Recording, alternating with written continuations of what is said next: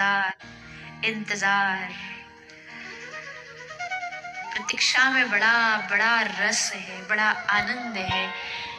मेड़ता से रोती रोती मीरा वृंदावन आई, एक तारा लेकर के नाचती नाचती वृंदावन पहुंची तो किसी ने कहा मीरा जी देर हो गई, कृष्ण तो मथुरा चले गए, कृष्ण तो द्वारिका चले गए, मथुरा से विदाई हो गई, द्वारिका चले गए। मीरा ने सुना तो नाचने लगी। लोगों ने पूछा मीरा तो नाच क्यों रही? अरे जिससे तू मिलने आई थी वो द्वारिका चला गया। तो हंसती हुई मीरा कहती अगर मिल जाता तो यात्रा यहीं समाप्त हो जाती, अब नहीं मिला है तो अब उसकी याद में रोती रोती उसको रिझाती रिझाती द्वारिका तक जाऊंगी और उसको मनाऊंगी, उसको प्राप्त करने के लिए इंतजार करूंगी। प्रतीक्षा में बड़ा आनंद है। खड़ी हो गई विदुरानी, बोल नहीं पा रही, वाणी बंद हो गई, कुछ कह नहीं पा रही।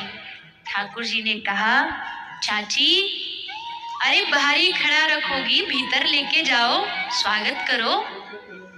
तब होश आया, अरे हाँ प्रभु क्षमा करो, आइए आइए पधारिए। लेकर के ठाकुर जी को भीतर आई। कहाँ बिठाऊं कहाँ बिठाऊं, बावरी हो गई मानो आज तो क्या जीवन में घटना घटी है। वह लेकर के आसन चारों तरफ घुमा रही है, यहाँ बिछा देती है। ठाकुर जी बैठने को होते, नहीं नहीं नहीं प्रभु यहाँ हवा नहीं आ रही, आप यहाँ बैठो। फिर आसन को जो दुनिया को नचाता है विदुरानी उसको नचा रही है, यहाँ से वहां यहाँ से वहां। ठाकुर जी सोचे तो बावरी है, मुझे ही कुछ करना पड़ेगा। पकड़ा आसन लेके रख दिया, यहाँ बैठो, आप भी यहाँ बैठो। चाची विदुरानी बैठ गई, ठाकुर जी बैठ गए। अब बस बैठ के निहार रही है ठाकुर जी, एक टक निहारती जा रही, देखती, पलकें भी बंद नहीं हो रही। ये अवसर बार बार नहीं आएगा, ठाकुर मेरे द्वार पर आए, चल करके आए। बस देखती जा रही, निहारती जा रही है। तो भगवान ने स्वयं प्रस्ताव रखा। भगवान ने कहा अरे चाची कुछ खिलाओगी पिलाओगी कि ऐसी भूखा बिठाए रखोगी? अरे हाँ हाँ प्रभु क्षमा क्षमा।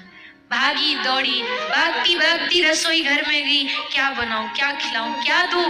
बावरी की भांति भागती भागती एक केला उठा कर के लाई, केला को ला करके ठाकुर जी के समक्ष बैठ गई, छिलका उतार रही है। और इससे आगे की कथा तो मैं क्या ही बताऊं, इतिहास बना दिया। उस बावरी विदुरानी ने छिलका लेकर के गिरी को बाहर फेंकती जा रही है और ठाकुर जी को छिलका पवाती जा रही है। बड़ी बात ये नहीं थी कि विदुरानी भूल गई कि वो छिलका खिला रही है, बड़ी बात ये थी कि स्वयं ठाकुर जी भी भूल गए थे कि वो छिलका खा रहे हैं। उनको भी होश नहीं है, उनको भी मालूम नहीं है क्या हो रहा है। प्रबल प्रेम के पाले पड़कर प्रभु को नियम बदलते देखा। भगवान सब नियमों को बदल देते हैं प्रेम के खातिर। तुम भाव से, हम प्रेम से खिलाते नहीं इसलिए 56 भोग खाने आते नहीं। विदुरानी ने छिलका खिलाया सो पा रहे हैं बड़े प्रेम से। पंक्ति है ना, एक प्रसिद्ध पंक्ति है, भक्त बड़े भाव से गाते हैं। एक रात कान्हा ना सोए तो यशोदा पूरे ब्रज के वैद्यों को इकट्ठा कर लेती थी। मेरो लाला बीमार है गयो, का है गयो, सो क्यों नहीं रहे हो? अरे क्या बात है, लाला को कौन सो रोग, कौन सी बीमारी हो गई? कौन दिन ऐसा गया जब यशोदा पूरी रात न जागी हो कृष्ण को सुनाने के लिए? कौन कहता है भगवान के हाथ नहीं होते? कौन कहता है कि वो खाता नहीं है? कौन कहता है वो बातें नहीं करता? अरे मूर्ति छोड़ो, जब भक्ति रोम रोम में बस जाती है तो कंडों से भी विट्ठल विट्ठल की आवाज आती है। जेनाबाई लड़ रही है, ये मेरे कंडे नहीं है, दूसरी महिला से। दूसरी महिला कहती है क्या पहचान है तेरे कंडों की, कोई सा भी ले ले क्या फर्क पड़ता है। बोले बिल्कुल नहीं, मेरे कंडों की पहचान है। क्या? मेरे कंडों को कान से लगा, अगर उससे विठ्ठला विठ्ठला विठ्ठला ये आवाज आ जाए तो समझ लेना ये जैना के कंडे हैं। चोखा मेला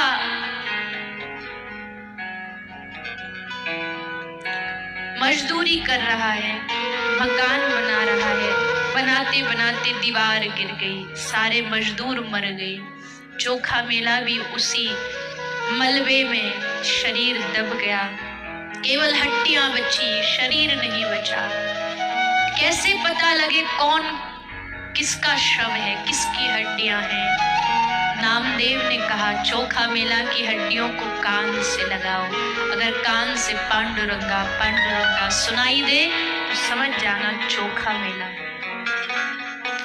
कितनी भक्ति रही होगी इन महापुरुषों की कि हड्डियों से विठ्ठल विठ्ठल की आवाज आ रही है। फिर हम कहते हैं भगवान होता नहीं है, भगवान साकार कैसे हो सकता है। पूछो उन गोपियों से, वो गोपी कहती है नहीं चाहिए हमें वो निर्गुण निराकार जिसके साथ हम बातें ना कर सके, जिसके साथ हम बैठ करके अपनी मन की दशा न बता सके। नहीं चाहिए ऐसा भगवान हमें वो चाहिए जिसका हाथ पकड़ के हम नृत्य कर सके, जिसको हम अपने लाड़ लड़ा सके, अपनी मनोहार कर सके। हमारे घर के जो ठाकुर हैं, जो लड्डू गोपाल हैं, जो राधा माधव हैं, वो कब से इंतजार में बैठे हैं तुम लाड़ तो लड़ाओ, तुम उनसे प्यार तो करो, रोज बैठ के उनसे थोड़ी बात तो करो। वो बोलने के लिए तैयार है पर किससे बोले, समय ही नहीं हमारे पास बात करने को। कभी हमने भाव से उनसे पूछा नहीं आज क्या खाएंगे आप, आज क्या पाओगे आप, आज कहाँ जाने का मन है बताओ। बस पत्थर की मूर्ति समझते हैं और फिर कहते हैं भगवान अनुभव नहीं कराते। कैसे कराएं अनुभव? कौन कहता है कि भगवान के सामने बैठ के लंबे चौड़े संस्कृत के श्लोक से ही रीझेगा। टूटी फूटी वाणी ठाकुर जी के सामने कुछ ना भी बोल सको, उनके सामने बैठ के दो आंसू बहा दो। कब मिलोगे हमें, कब आपकी प्राप्ति होगी? भगवान कहते मुझे पाने के लिए कुछ ज्यादा नहीं चाहिए, तुम्हारे आंखों का जल, क्योंकि भगवान को तो जल में रहने की आदत है ना, सिंधु में रहते हैं, सागर में रहते हैं। पर ठाकुर जी कहते मुझे सिंधु नहीं चाहिए, तेरी आंख का एक प्रेम का बिंदु गिरा दे, मैं उसी में आकर के समा जाऊंगा। इसीलिए देवकी मैया ने कृष्ण को खुश करने के लिए, प्रसन्नता के लिए भोजन बनाया। भोजन थाली में सुंदर सुंदर व्यंजन बनाए। कृष्ण आए, बैठे, थाली को देखा, बस देखते ही झरझर झरझर अश्रु बहने लगे, रोने लगे। थाली छोड़ के उठ के छत पर महल में बैठ गए, वृंदावन की ओर देखने लगे। उद्धव आए। देवकी मैया ने उद्धव से कहा उद्धव तू तो कृष्ण का यार है, जरा जाके पूछ, कृष्ण कुछ दुखी दुखी सा नजर आता है, क्या तकलीफ है उसको, क्या उसको यहाँ कोई असुविधा है, क्या उसको यहाँ प्यार नहीं मिल रहा? मैं माँ हूँ, शायद मुझे ना बताए, पर तू यार है, उसका मित्र है, तू पूछेगा तो बता देना। गए उद्धव, छत पर देखा कृष्ण वृंदावन की ओर एक टकटकी लगा के रोते जा रहे हैं। उद्धव ने पूछा हे कृष्ण, आप ये अच्छा नहीं किया आपने, देवकी मैया ने आपके लिए भोजन बनाया, छोड़ के आ गए, क्यों? कृष्ण कहते उद्धव मुझे माफ करना, मुझे मालूम है मैंने ये ठीक नहीं किया, पर क्या बताऊं, उस थाली की एक कटोरी में देवकी मैया ने माखन रखा था और उद्धव जैसे माखन को देखता हूं मुझे माँ यशोदा याद आ जाती है, मुझे ब्रज का वो दृश्य याद आ जाता है जहां ब्रज की गोपियां रोज सुबह उठती माखन निकालती, किसके लिए? आज कृष्ण आएगा हमारे घर माखन चुराने। उद्धव ने कहा क्या प्रभु क्या कर रहे हो आप परम पिता परमात्मा हो, आप लोगों के लिए रोते हुए अच्छे लगते हो। भगवान रो रहा है, भूल जाओ उन ब्रजवासियों को। ठाकुर जी धैर्य नहीं धर पाए, हिलकियों से रो पड़े, ऊधो मोहे ब्रज बिसरत नहीं। मैं खुद को भूल सकता हूँ लेकिन मैं उन भोले ब्रजवासियों को कैसे भूल जाऊं जो जीते मेरे लिए हैं, जो खाते मेरे लिए हैं, जो जिंदा इसलिए हैं क्या पता कृष्ण वापस आ जाए और जब आएगा तो पूछेगा कि मैया कहाँ है। नंद बाबा कहते मैं क्या जवाब दूंगा, इसलिए जीवित है कि कब कृष्ण वापस आ जाए। आते समय मैंने एक शब्द कहा था, परसों वापस आ जाऊंगा।